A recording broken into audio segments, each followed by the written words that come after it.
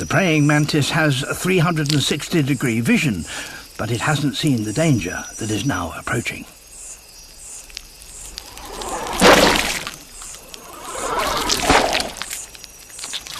A panther chameleon.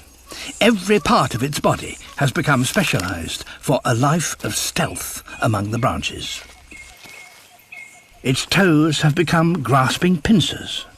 Its eyes rotate so it can look in all directions. Its skin can change colour, for camouflage or to signal emotions. The chameleon body is concealed from both predator and prey, so it can launch a surprise attack. The tongue is like a missile, aimed at its prey's head to neutralise its defences.